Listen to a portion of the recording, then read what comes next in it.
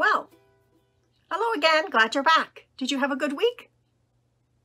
You remember last week I read Princess Grace, in which we learned that Grace and the kids in her class learned that everyone is special, right? And it's okay that we're all different and we each have our own special ways of being ourselves, right? And I mentioned, what did I say?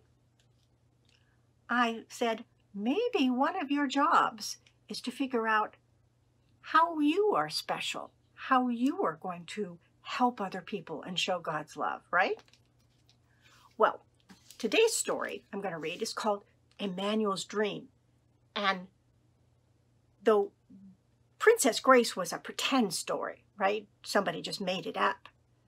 Emmanuel's Dream, this book, is a true story about a young man who lives in a city in Ghana, West Africa. And his life is very different than yours and mine. He doesn't have a lot of money.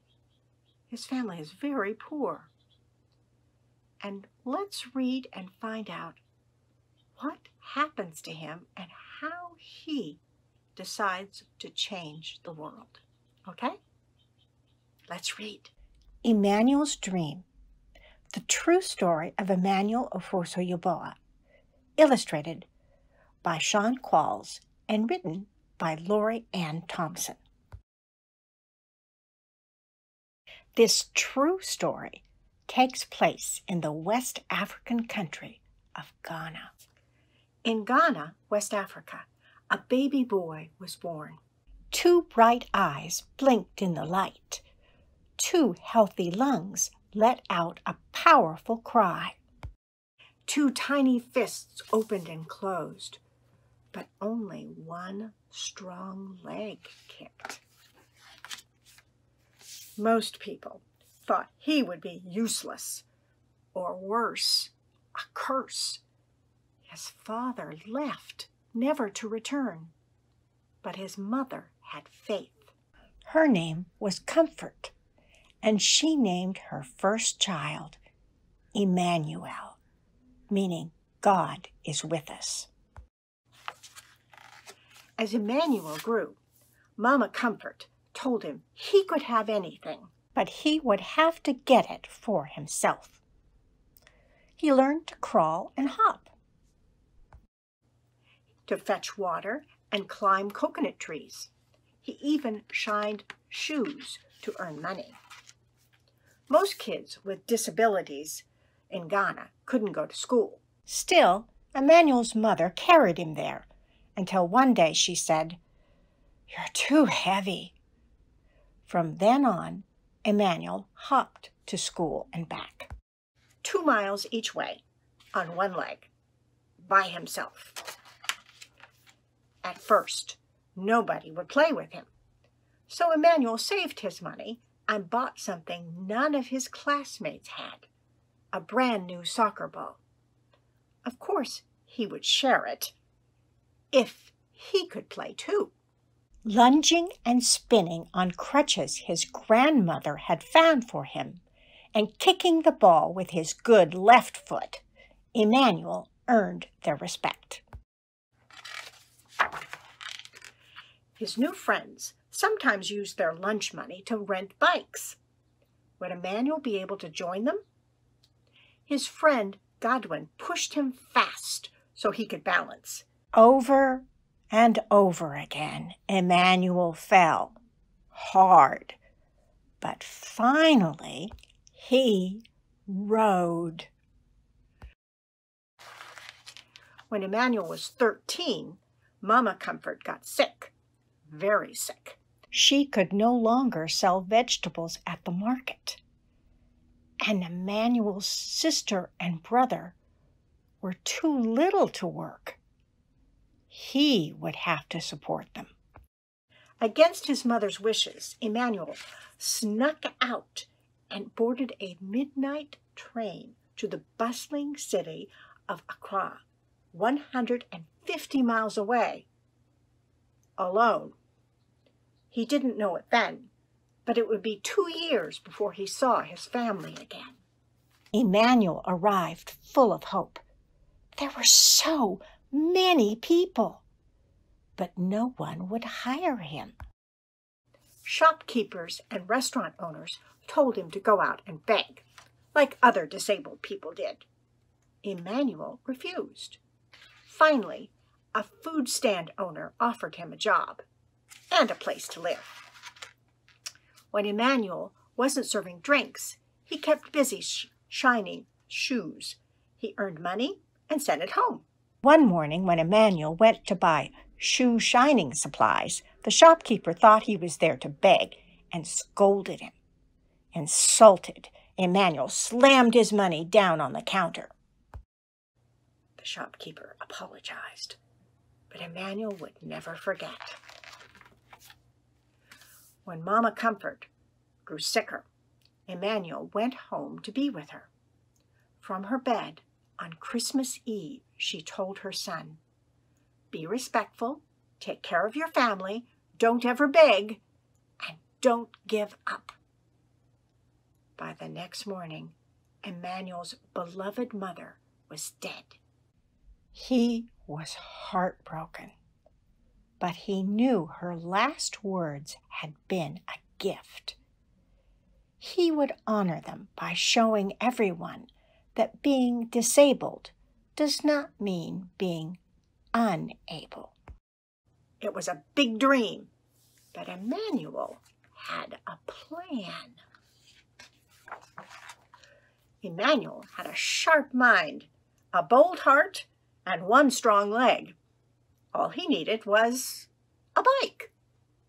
At first, no one would help. They thought his plan to bicycle around Ghana was impossible. Then Emmanuel wrote to the Challenged Athletes Foundation, all the way in San Diego, California. They sent him a bike, plus a helmet, shorts, socks, and gloves. Emmanuel started training for a long ride. He persuaded the king of his region to give him a royal blessing. He went door to door, asking for additional support. Finally, he hired a taxi to follow him with drinking water, a camera, and his best friends.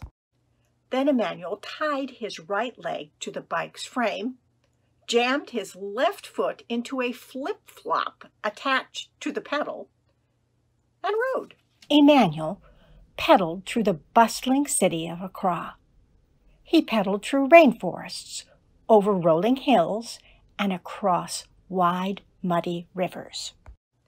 He pedaled past opium forests and plantain farms and through the market city of Kumasi. He pedaled as trucks roared past on the narrow highways and wild animals stalked his thoughts. He pedaled through vast grasslands and into the ancient city of Tamale. He rode up, down, across, and around his country, proudly wearing the colors of its flag on a shirt printed with the words, "The Pozo," or the disabled person. Along the way, Emmanuel talked to those with physical challenges and those without, to poor farm workers and wealthy landowners, to religious leaders, government officials, and reporters. He wanted everyone to see him and his disability. He wanted everyone to hear him and his message. The further Emmanuel rode, the more attention he got. Children cheered. Able-bodied adults ran or rode along with him. People with disabilities left their homes and came outside, some for the very first time. The young man, once thought of as cursed, was becoming a national hero in Ghana. He completed his astounding journey, pedaling south to the sea and back up to Accra, nearly 400 miles, in just 10 days. But Emmanuel's success goes even further than that. he proved that one leg is enough to do great things, and one person is enough to change the world.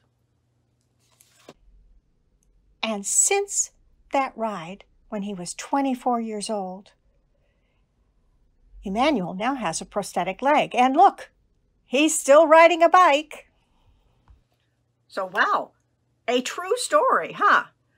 Emmanuel, my goodness. And you're thinking, wow, he really listened and tried to do what his mother had said, right? To just never give up. And so Emmanuel found his own special way, the way only he could do, to help other people and show God's love, right? And he keeps doing it.